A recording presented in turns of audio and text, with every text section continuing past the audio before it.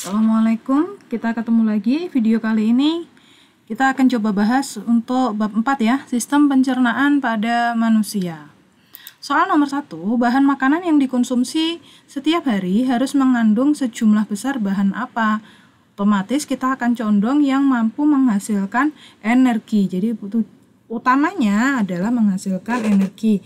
Berarti dia adalah protein dan karbohidrat ya. Karbohidrat ini menghasilkan energi, protein ini membantu pembelahan sel. Air juga penting, cuman di sini nggak ada pilihan karbohidrat dan air. Jadi kita akan condong ke karbohidratnya. Selanjutnya ke soal nomor 2. Ketika melakukan uji makanan dengan buret, tampak muncul warna ungu pada bahan makanan. Hal ini menunjukkan apa? Di sini coba kita lihat, seharusnya kita hafalin ya. Berbagai uji reagen untuk mengetahui nutrisi pada makanan. Karena terbatasnya pertemuan, kita nggak bisa ketemu di sekolah. Yang paling mungkin kalian lakukan adalah uji karbohidrat. Maka kemarin tugas K4-nya kan uji karbohidrat menggunakan lugol atau yodium, atau yang ada di rumah kita berarti betadin gitu kan. Amilum itu molekul lebih bagian kecil dari karbohidrat. Jadi amilum akan membentuk suatu karbohidrat. Jika kalian tetesi betadin kemarin, dia akan berwarna biru tua atau hitam. Berarti, kalau begitu berarti nasi mengandung karbohidrat kan, begitu kalian bikin percobaannya. Terus ternyata selain karbohidrat, kita juga bisa uji kadar gula. Makanan itu mengandung glukosa nggak sih? Makanan itu mengandung gula nggak sih? Itu kita bisa menggunakan Benedict atau Vehling A dan Vehling B. Ini harus di laboratorium. Kita di rumah itu nggak punya. Tapi kalian bukan terus berarti nggak punya, nggak ngerti ya. Jadi gula menggunakan Benedict, larutannya menjadi berwarna biru kehijauan ataupun merah bata jika dia mengandung gula. Uji selanjutnya adalah uji protein. Uji protein kita bisa menggunakan biuret. Biuret ini jika dikasih ke makanan yang mengandung protein, misalnya tahu, tempe, begitu, larutannya akan menjadi merah muda sampai ungu. Jadi kalau hasil dari protein hasilnya ungu, kalau hasil dari uji karbohidrat warnanya hitam atau biru tua, hasil dari uji gula warnanya akan menjadi merah bata ataupun hijau. Uji selanjutnya itu yang sering kita lakukan, uji lemak. Kalau uji lemak lebih mudah karena cukup menggunakan kertas.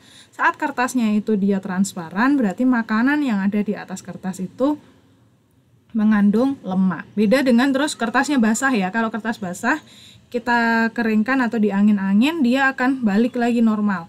Tapi kalau dia kena minyak, meskipun dikeringkan dia tetap transparan. Berarti makanan yang ada di atas kertas tadi dia mengandung lemak, oke? Biasanya yang paling sering saat kalian beli gorengan, nanti bungkusnya menjadi transparan, berarti gorengannya itu mengandung lemak. Sebenarnya bukan gorengannya, tapi minyak untuk menggoreng itu mengandung lemak ya. Sudah? Terus tadi pertanyaannya adalah bahan makanan menggunakan biuret. Bahan makanan ditambah dengan biuret. Berarti uji apa? Biuret kita lihat dia adalah uji protein. Berarti jawabannya yang B. Dah ya. Saya ingatkan kembali, mengandung lemak berarti kalau kertasnya transparan, mengandung air, ini nggak ada ujinya. Terus mengandung karbohidrat atau enggak, berarti dia bisa menggunakan lugol atau yodium ya, menghasilkan warna hitam. Kalau protein tadi menghasilkan warna apa? Protein tadi ungu ataupun merah muda. Nomor 3, ketika Siti membeli makanan di warung, penjualnya membungkus dengan menggunakan kertas. Ternyata keras tanpa ada noda yang membuat kertas menjadi terlihat lebih transparan. Hal ini terjadi karena apa? Nah, ingat bahwa kalau transparan hubungannya dengan kertas transparan hubungannya dengan lemak. Karbohidrat dalam makanan bereaksi dengan kertas? Enggak, karena karbohidrat ini ujinya nggak bisa pakai kertas. Lemak dalam makanan mengubah sifat kertas. Kita tahu kenapa dia bisa mengubah sifat kertas. Saat dia dikeringkan, dia tetap transparan. Kertas cocok untuk membungkus. Di sini kertas tidak cocok untuk pembungkus makanan berprotein tinggi. Tidak ada hubungan antara protein dengan kertas. Makanan tersebut sudah kedaluarsa karena mengandung sifat kertas, mengubah sifat kertas. Enggak, meskipun kita makan gorengan kertasnya transparan juga kita enggak keracunan kan. Kalau kita makan makanan kedaluarsa, kita pasti akan keracunan. Jadi jawabannya nomor 3 adalah yang B.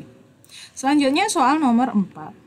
Seseorang yang hanya mengkonsumsi nasi saja, berarti karbohidrat saja, dalam menu makanannya menjadi tidak sehat. Kenapa? Coba opsi A. Dalam jumlah banyak nasi akan merusak sistem pencernaan. Tentu enggak, dari bayi sampai sekarang kita makan nasi juga enggak apa-apa gitu kan. Nasi tidak mengandung cukup protein dan lemak. Nah ini karena nasi hanya mengandung karbohidrat. Sudah ya, nomor 4 jawabannya yang B. Soal nomor 5. Pada saat masa pertumbuhan, sebaiknya seorang anak mendapat asupan bahan makanan yang banyak mengandung, lemak, protein, mineral, atau karbohidrat.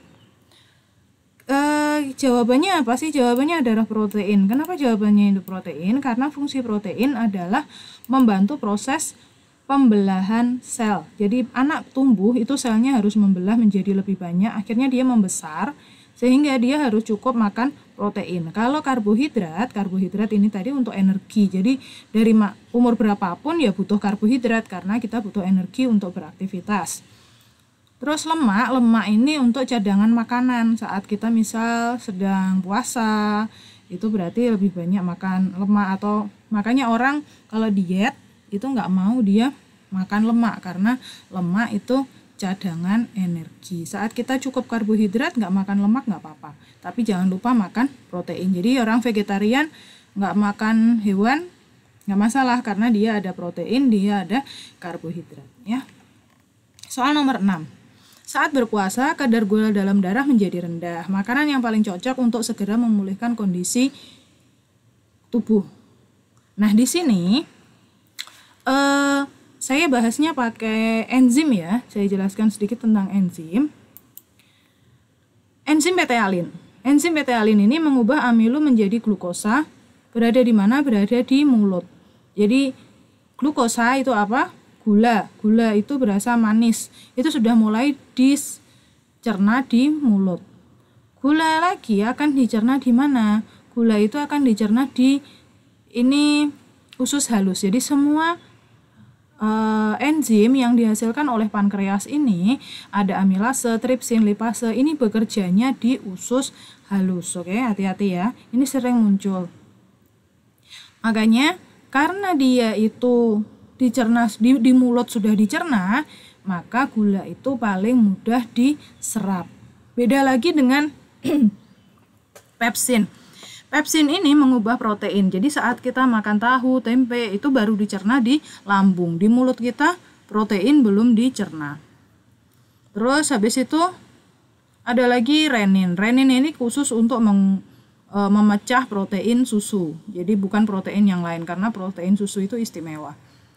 Ada lagi di lambung yang bekerja itu suatu asam klorida atau sering disebut dengan HCl, membantu membunuh kuman. Jadi bibit penyakit itu akan dibunuh di lambung.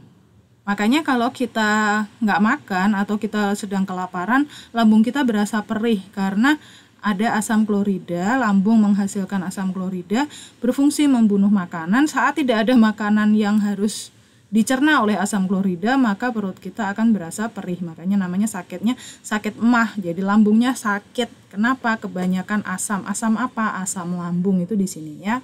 Makanya sering makan tidak perlu dalam jumlah banyak biar tidak sampai sakit emah. Seandainya kalian masih buru-buru atau bagaimana, minimal minum air sehingga asamnya itu tidak terlalu pekat, jadi dia tidak terlalu perih di lambung kalian. Karena dia itu asamnya sangat kuat sehingga bisa membuat lambungnya iritasi ya, hati-hati.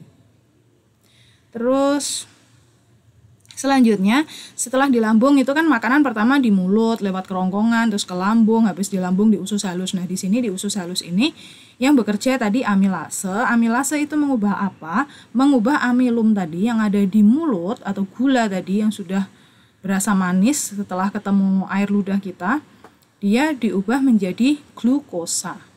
Setelah menjadi glukosa baru dia bisa diserap oleh usus halus. Jadi proses penyerapan itu ada di usus halus. Terus tripsin. Tripsin ini mengubah protein menjadi asam amino. Sebenarnya ini protein yang sudah disederhanakan oleh pepsin yang ada di lambung ini menjadi pepton. Jadi mengubah pepton menjadi asam amino. Jadi proses pencernaan makanan yang mengandung protein terjadi di dua tempat, di mana? Di lambung dan di usus halus. Oleh siapa? Oleh pepsin dan tripsin, oke? Selanjutnya adalah lemak. Di sini mengubah lemak menjadi asam lemak dan gliserol dilakukan oleh siapa? Lipase. Jadi sering-sering enzim itu mengandung gini. Amilase berarti zatnya apa? Amilum. Lipase zatnya apa? Lipid atau lemak. Makanya lemak ini dia paling lama dicerna untuk menghasilkan energi paling lama. Kenapa? Karena dia baru dicerna setelah sampai di usus halus. Jadi paling cepat otomatis yang ada di mulut. Yang ada di mulut berarti dia adalah glukosa, karbohidrat. Selanjutnya yang paling cepat lagi urutannya adalah protein. Terus baru lemak. Jadi kalau kalian mau cepat nambah energi itu minum atau makan yang manis, oke? Terus untuk nyimpan energi berarti kita harus makan makanan yang berlemak. Sudah, kita balik lagi ke soal ya. Saat berpuasa kadar gula dalam darah menjadi rendah. Makanan yang paling cocok untuk memulihkan kondisi berarti yang paling cepat. Yang paling cepat adalah air gula karena dia mengandung glukosa. Kalau daging ini lama karena daging mengandung lemak. Dia paling lama dicerna. Kuning telur juga mengandung lemak, lama dicerna. Sedangkan putih telur ini mengandung protein, ini lebih cepat daripada kuning telur karena dia di lambung sudah dicerna. Oke ya, moga-moga paham ya. Terus nomor 7, sistem pencernaan yang melakukan gerakan peristaltik. Gerakan peristaltik itu gerakan seperti kalian menelan. Itu ada di kerongkongan. Oke, menelan otomatis ada di kerongkongan. Sebenarnya gerakan peristaltik selanjutnya itu ada dua kan, ada di kerongkongan dan ada di usus halus. Jadi kalau mau sistem pencernaannya sehat, jangan terus duduk terus. Kasihan itu usus halusnya bekerjanya terlalu keras. Jadi kalian beraktivitas, bergerak, itu akhirnya ususnya juga ikut bergerak, jadi membantu proses pencernaan kalian. Soal nomor 8, organ pencernaan yang bersifat sangat asam bertugas untuk membunuh bakteri dan mencerna protein. Di sini berarti kita tahu siapa tadi yang menghasilkan asam? Yang menghasilkan asam adalah lambung. Berarti jawabannya adalah yang B. Di mulut, ingat saya reminding lagi, di mulut yang dicerna adalah karbohidrat. Di lambung yang dicerna adalah protein dan ada asam lambung untuk membunuh bakteri. Usus halus ada apa? Ada lipase mencerna lemak menjadi asam lemak, ada tripsin mengubah pepton menjadi atau protein menjadi asam lemak. Protein menjadi asam amino. Dan di usus besar ini bertugas untuk menyerap air. Usus besar berfungsi untuk menyerap air. Jadi pencernaan itu penyerapan makanan, sari-sari makanan hanya terjadi di usus halus. Airnya diserap di usus besar ya. Terus nomor 9. Pencernaan pada tubuh manusia meliputi pencernaan apa? Pencernaan itu ada yang menggunakan enzim, ada yang tidak menggunakan enzim. Nah, di sini saat dia menggunakan enzim, berarti dia disebut dengan pencernaan kimiawi. Kalau tidak menggunakan enzim, dia disebut dengan pencernaan mekanik. Dia itu hanya mengubah ukuran. Contohnya apa? Kita makan mengunyah menggunakan gigi. Nah, itu mengubah ukurannya makanan dari besar menjadi kecil. Itu namanya pencernaan mekanik. Jadi, proses pencernaan mekanik dan kimiawi yang paling gampang contohnya di mana? Di mulut. Mekaniknya gigi mengubah ukuran makanan dari besar menjadi kecil, kimiawinya karbohidrat diubah menjadi amilum oleh enzim petealin di dalam ludah kita ya. Soal nomor 10, proses pemecahan karbohidrat dalam tubuh terjadi di dalam mana? Karbohidrat tadi ada di dalam mulut dan usus halus.